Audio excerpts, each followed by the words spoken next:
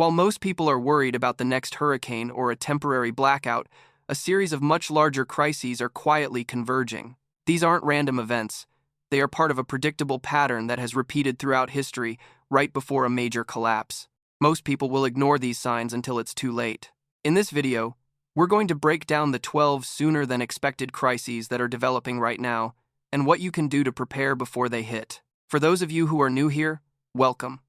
We're dedicated to providing practical, no-nonsense preparedness advice to help you and your family achieve self-reliance and peace of mind in an increasingly uncertain world. If that sounds like something you need, consider subscribing so you don't miss our future updates. We don't just talk about the problems, we focus on the solutions. Because being prepared isn't about fear, it's about taking back control. Today, we're not just listing possibilities, we are connecting the dots on 12 distinct, accelerating trends that are creating a fragile, interlocking system. The failure of one of these can, and likely will, trigger a cascade across the others. This isn't a timeline for a decade from now. These are the clear and present dangers developing under the surface, and they are arriving sooner than almost anyone thinks. Let's get into it. Number 1. Systemic financial instability. The first crisis on our list, and you could say it's the foundation for many others, is systemic financial instability. It's being driven by a global debt bubble of a scale we've never seen before. While headlines might be focusing on stock market rallies, a much darker story is being written in the world's ledgers. We are living on borrowed time and borrowed money. Here at home, the picture is just as concerning. The United States government debt to GDP ratio was forecasted to hit an alarming 125% in 2025. Some fiscal year data from 2025 has already placed it at 125%. That puts the U.S. among the most indebted major economies in the world. And this isn't just a government problem. High interest rates are squeezing the life out of the corporate world. Analysts have described the situation as a growth recession, where the economy seems stable on the surface, but beneath it, intense financial strain is building on smaller, heavily indebted companies. This crisis is showing up sooner than expected because the system has run out of shock absorbers. For years, super low interest rates hid the problem, letting shaky companies and over-leveraged governments keep borrowing. Now, with rates higher, the piper must be paid. A wave of corporate defaults could easily trigger a chain reaction, leading to mass layoffs, a credit crunch where even healthy businesses can't get loans, and a severe economic downturn. The warning lights are flashing red right now. So, what's the solution? For you, the answer is to build your own financial fortress. The most critical step is an emergency fund that covers at least 3 to 6 months of essential living expenses. This is your personal buffer against job loss or economic shockwaves. Beyond that, start diversifying your assets. This doesn't just mean a mix of stocks and bonds. Think about tangible assets, physical precious metals, productive land, or tools and equipment that hold their value and have real-world use. And above all, reduce your own debt. In a world that's drowning in debt, becoming debt-free makes you an island of stability. Pay down high-interest credit cards, car loans, and anything else that's draining your resources. Your financial independence is your first and most important line of defense. Number 2. The commercial real estate collapse. The next crisis speeding toward us is the collapse of the commercial real estate market. It's a slow-motion implosion with some very fast-acting consequences. Think about all those gleaming office towers in major cities. For decades, they were symbols of economic power. Today, a lot of them are turning into glass and steel tombstones. The massive shift to remote and hybrid work has gutted the demand for office space. According to one report, the U.S. office property vacancy rate hit a record 19.6% in the first quarter of 2025. Another report from November 2025 showed the national vacancy rate at a still elevated 18.6%. Even with some companies pushing for a return to the office, the damage is done. One analysis noted the average office space needed per employee has plummeted by 23% since before the pandemic. The consequences are shocking. Office property values have cratered, with one report noting a 14% decline in 2024 and projecting a staggering 26% further drop in 2025. This isn't just a problem for landlords. The entire financial ecosystem built around these buildings is at risk. especially regional banks. These are the local and mid-sized banks that provide loans for small businesses and families all across America. They hold a huge amount of the debt tied to these devalued office buildings. As property owners start defaulting, it could set off a wave of failures in the regional banking sector, spreading a credit crisis far beyond Wall Street and right onto Main Street.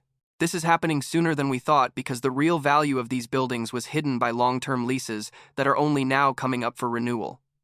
As leases expire, companies are downsizing or just leaving, revealing a massive hole in the market. New office construction is projected to hit a 25-year low in 2026.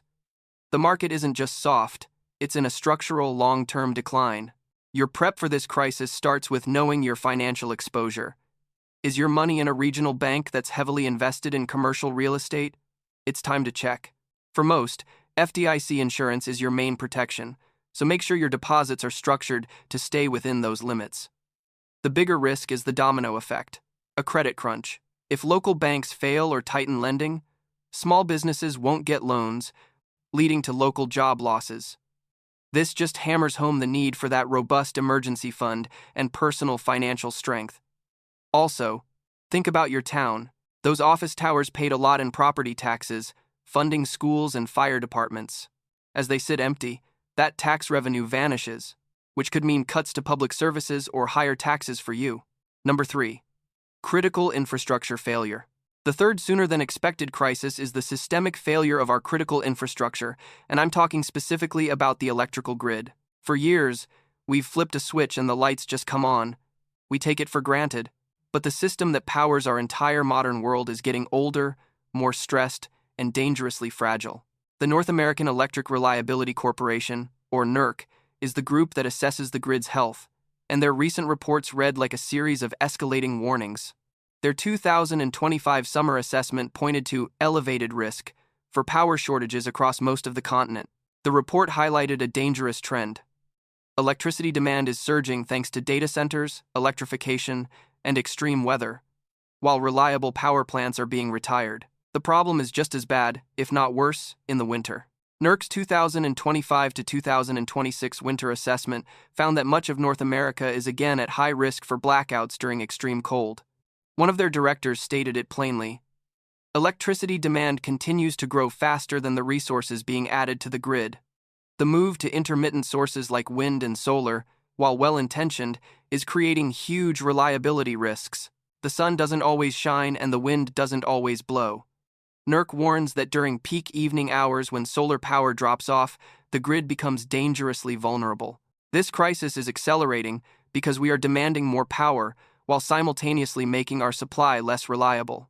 The push for EVs, electric heating, and all the energy-hungry AI data centers is putting insane strain on a system that was never built for it. At the same time, we're shutting down reliable coal, gas, and nuclear plants faster than we're building reliable replacements.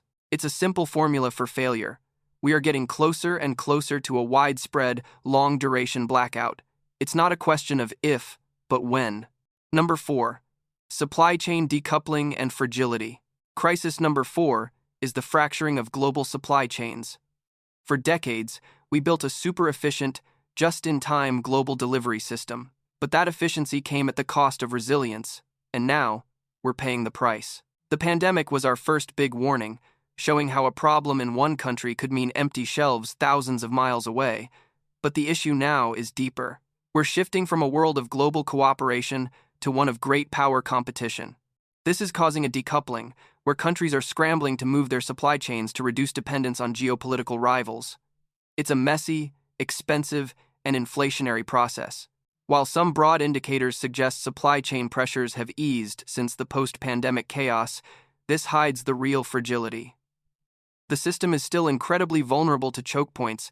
A new trade war, a regional conflict, or a targeted blockade could send shockwaves through the system with very little warning. Ongoing geopolitical disruptions in places like the Red Sea continue to cause shipping delays. This crisis is arriving faster than expected because geopolitical tensions are escalating so quickly. The language of trade wars and national security is replacing the logic of pure economic efficiency. We're basically dismantling a functioning, if fragile, system before its replacement is fully built. This transition period is the window of maximum danger.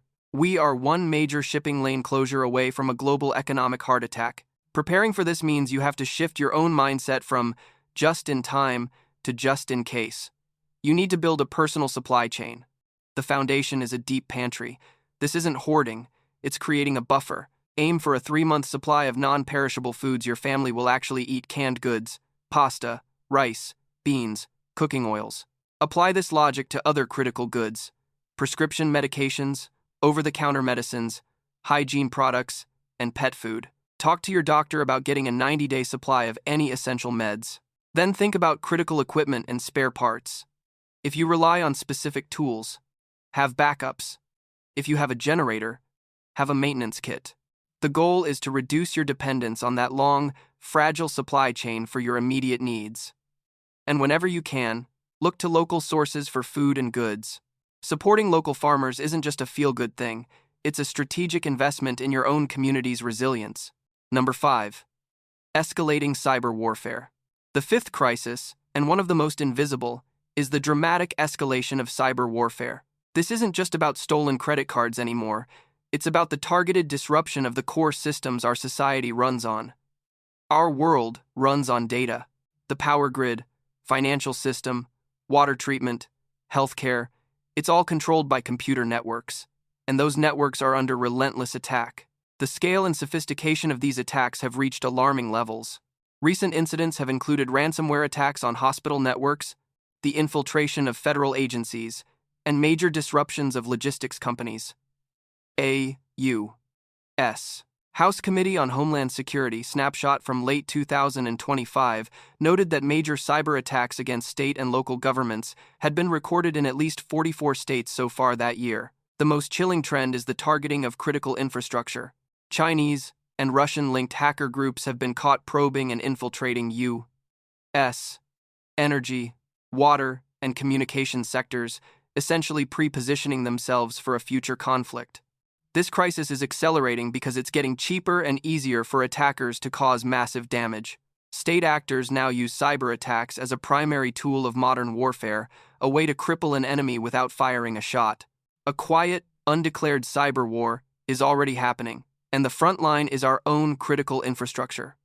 So how do you prepare for a large-scale cyber attack? You have to think about what happens when digital systems simply fail. First, secure your personal data. Use strong, unique passwords, enable two-factor authentication, and be paranoid about phishing scams. Regularly back up your important files to an external hard drive that is not connected to the internet. This creates an air-gapped copy a hacker can't reach. But the real prep is for the societal impact. What if the banking system goes down? Having cash on hand is non-negotiable. ATMs won't work, and credit cards will be useless. How much? Enough to cover essential expenses for at least a week or two. What if the grid is taken down by an attack? This brings us right back to grid down preps: backup power, water, and communication. Have a plan to talk to your family if cell networks are down. Simple walkie-talkies or a pre-arranged meeting spot are low-tech solutions that work when high-tech fails. The ultimate prep here is knowledge. Print out your important documents: bank statements, contacts, maps, IDs. In a digital blackout, a piece of paper can be more valuable than a smartphone. Number 6. Rapid, unchecked AI displacement. Crisis number 6 is the chaotic and rapid displacement of the workforce by artificial intelligence. While AI promises a future of incredible productivity, it's happening so fast that society is simply not prepared. This isn't the slow automation of the past. Generative AI can now do cognitive tasks that were once exclusively human, white-collar work. One May 2025 analysis projected that 30% of current U.S. jobs could be automated by 2030, with 60% of all jobs seeing major tasks changed by AI. The World Economic Forum's 2025 Future of Jobs report projects that while new jobs will be created, 92 million roles could be displaced globally by 2030. The pace is what makes it a crisis. This disruption is happening sooner than expected because the technology is advancing exponentially. What took a human a week, AI can do in an hour. And it's not just low-skill jobs. Research from Goldman Sachs has highlighted that jobs like computer programming, accounting, and administrative support are at high risk. The entry-level job market, that first step on the career ladder, is being decimated. One November 2025 report stated that 30% of U.S. companies have already replaced workers with AI tools.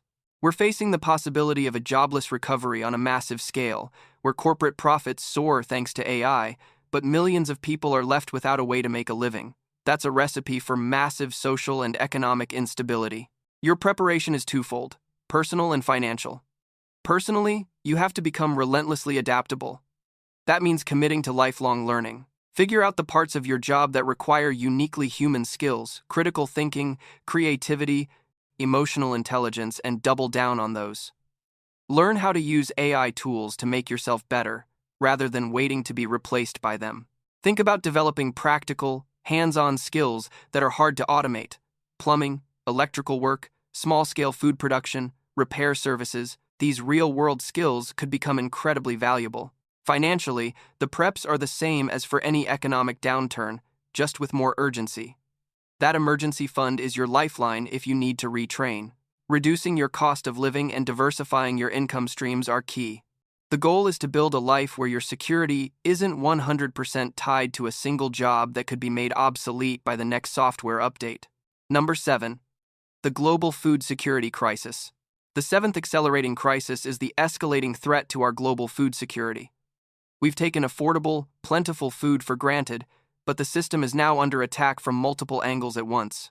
The 2025 Global Report on Food Crises painted a terrifying picture.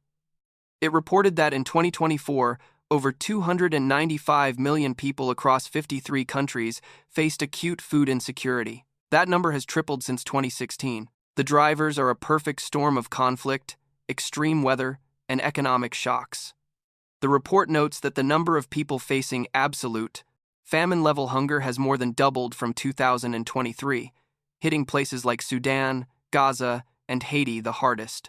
And to make matters worse, the report warns that funding for humanitarian food aid is expected to fall sharply. This is becoming a sooner-than-expected crisis for those of us in developed nations because these global pressures are directly hitting our food prices and availability. We're seeing the impact of fertilizer shortages from geopolitical conflicts, crop failures from record droughts and floods, and high energy costs making it more expensive to grow and ship food. The system is so interconnected that a drought in South America or a war in Eastern Europe means you pay more at the grocery store. We are just one or two bad harvests in a major breadbasket region away from a true global food crisis that no amount of aid can fix. Number 8. Extreme political polarization and civil unrest. Crisis number 8 is the dangerous intensification of political polarization, which is now creating a real risk of widespread civil unrest. The divisions in our society aren't just about policy anymore. They've become emotional and tribal. People increasingly see those in the other party as not just wrong, but as immoral or even evil. This isn't just a gap, it's a chasm that's corroding the very fabric of our society. This crisis is accelerating because social media, partisan news, and political rhetoric are constantly pouring fuel on the fire. When people see their political opponents as an existential threat to the nation, political violence becomes more thinkable. A YouGov poll from June 2025 found that 40% of Americans believe a civil war is at least somewhat likely in the next 10 years. When a huge part of the population loses faith in shared institutions and views their opponents as enemies, the risk of localized violence, sabotage, and massive, disruptive protests becomes incredibly high. This isn't about one party or the other. It's about the instability that happens when the middle ground vanishes. Preparing for this is less about gear and more about mindset. The main risk to you during civil unrest is being in the wrong place at the wrong time.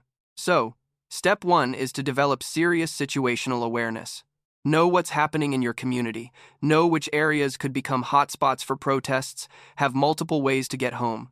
Have a plan to shelter in place if things get violent. This is where your deep pantry and water storage become essential for a totally different kind of disaster. The gray man concept is critical here, being able to blend in and not draw attention. In a polarized world, advertising your politics with a bumper sticker or a yard sign can make you a target. The goal is to be neutral and invisible. Finally, have a bug-out plan.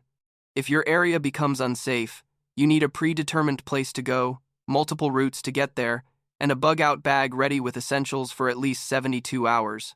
Your safety depends on avoiding conflict, not winning it. Number 9. The de-dollarization cascade. The ninth crisis is the accelerating move away from the U.S. dollar as the world's main reserve currency. This is called de-dollarization, and its effects are much bigger than most people realize. For decades, the dollar's top dog status has been America's exorbitant privilege. It creates constant global demand for our currency, which lets the U.S. run massive deficits and borrow money more cheaply. That privilege is now under a coordinated and accelerating attack. The BRICS nations, Brazil, Russia, India, China, South Africa, and their new members are actively building financial systems to bypass the dollar. Central banks in that alliance are also diversifying their reserves away from the dollar by buying up massive amounts of gold. This trend is speeding up because the weaponization of the dollar through sanctions has made other countries nervous. While a single new BRICS currency isn't likely to replace the dollar overnight, that's not the real threat. The real crisis is a death by 1,000 cuts. As more trade is settled in other currencies and more countries hold their savings in gold, demand for the dollar will slowly shrink. This will force the U.S. to finally deal with decades of out-of-control spending. It would mean higher interest rates, massive inflation, as trillions of dollars held overseas come flooding back, and a huge blow to the U.S. government's ability to borrow. The dollar's share of global reserves has already dropped from over 70% 2 decades ago to around 58% today, and the trend is clear. The prep for this crisis is all about protecting your wealth from the debasement of your currency. If the dollar starts losing serious value, your savings will evaporate. The solution is to diversify into assets that are not just dollar-denominated or are resilient to inflation. Physical gold and silver have been the classic hedge against currency failure for thousands of years. They are real assets with no counterparty risk. The most robust preparation, though, is to invest in tangible, productive assets. This could be income-producing real estate, a small business, or skills that will always be in demand no matter what the currency is worth. The core idea is to move your wealth from paper promises into real things. As the world loses faith in the dollar, you need to make sure your own financial house is built on a solid foundation. Number 10. Environmental and resource scarcity. The 10th crisis is the convergence of environmental stress and critical resource scarcity. This isn't about distant climate change debates. It's about real, near-term resource shocks that can turn our world upside down. The two biggest immediate threats are water and energy. In the American West, the Colorado River is in a state of long-term crisis due to overuse and drought, threatening the water supply for 40 million people and a huge chunk of our agriculture. The states that rely on it have so far failed to agree on a long-term plan, blowing past deadlines as the crisis deepens. This is leading to direct cuts in water for farms and cities right now. On the energy front, as we already discussed, the sometimes poorly planned transition to renewables is creating grid instability. But it's also creating new dependencies. The batteries, solar panels, and wind turbines for this transition require massive amounts of critical minerals like lithium and cobalt. The supply chains for these minerals are concentrated in just a few countries, creating new geopolitical choke points that are just as dangerous as our old dependence on foreign oil. This is a sooner-than-expected crisis because we are hitting physical limits faster than our systems can adapt. A severe, multi-year drought in a key farming region could spark a food crisis.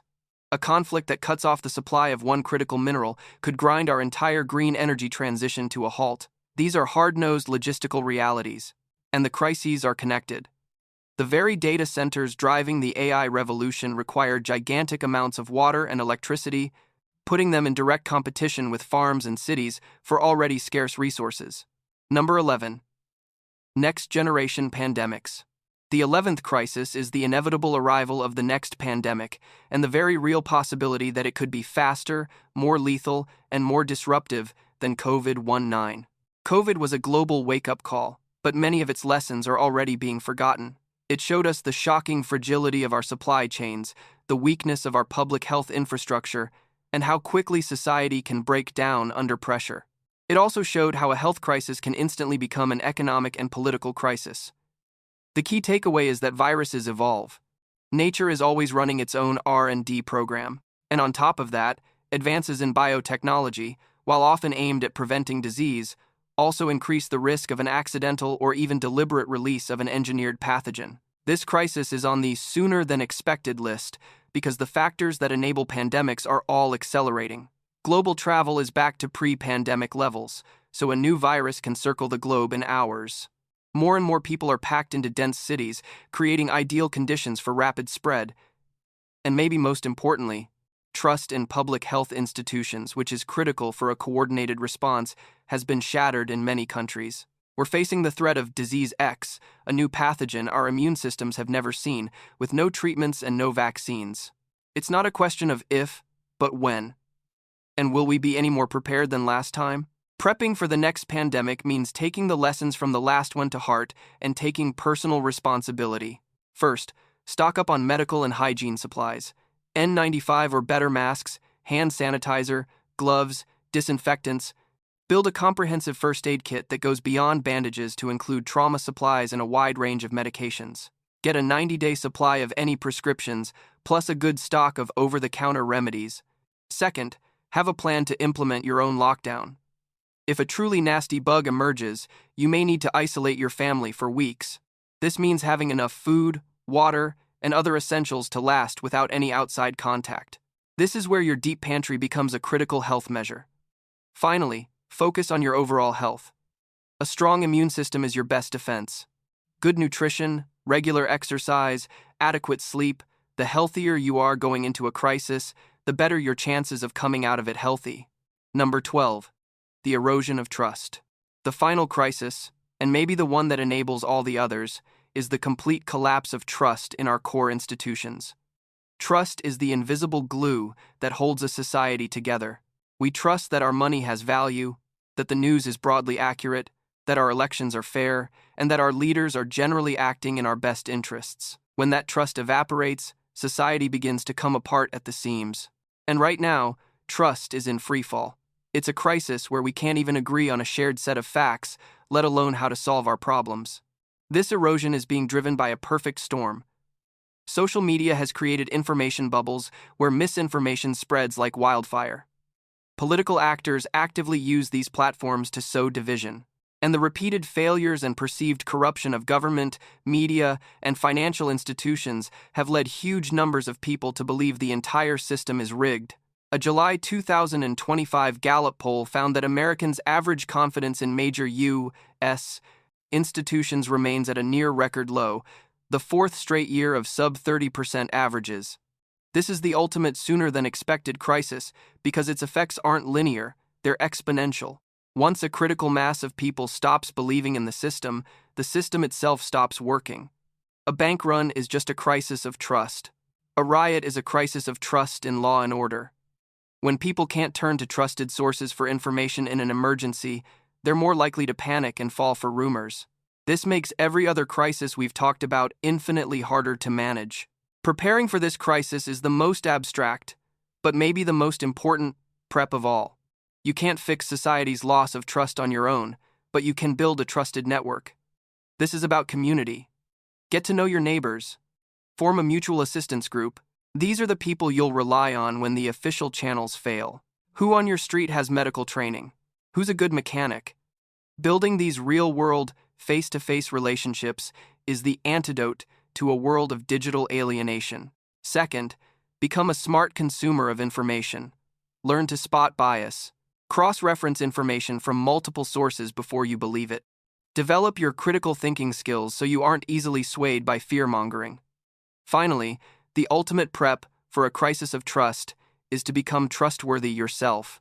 Be a source of reliable information, calm leadership, and practical skills in your own family and community. In a world where nobody knows who or what to believe, a person with integrity and know-how becomes an invaluable asset. We've covered a lot of ground, and I know it can feel overwhelming. These crises are big, complex, and they all feed into each other. But the point is not to scare you, it's to prepare you. It's to show you the patterns so you can get ahead of them. So, I have a question for you.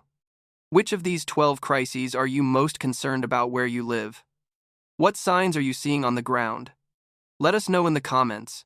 Reading through what other people are experiencing is one of the best ways for all of us to get a clearer picture of what's really going on. And if you're trying to figure out where to even begin with all this, A great starting point is securing your home. We put together a detailed video on a layered home defense strategy that you can watch by clicking the link on the screen right now. The world is changing faster than ever. The systems we all depended on are getting more fragile by the day, but that's not a reason to despair. It is a call to action. Every single crisis we discussed has a corresponding preparation. Financial instability is countered by your own financial discipline. Infrastructure failure is countered with backup systems. Food shortages are countered by growing and storing your own. Each problem has a solution that is within your control. Don't let the scale of these challenges paralyze you. Start small. Pick one area, food, water, finances, and take one concrete step this week to make your family more resilient. Remember, every step you take toward preparedness is a step away from fear and toward peace of mind. It's about building a future where you are not a victim of circumstance, but the architect of your own security. Stay safe, stay prepared, and we'll see you in the next video.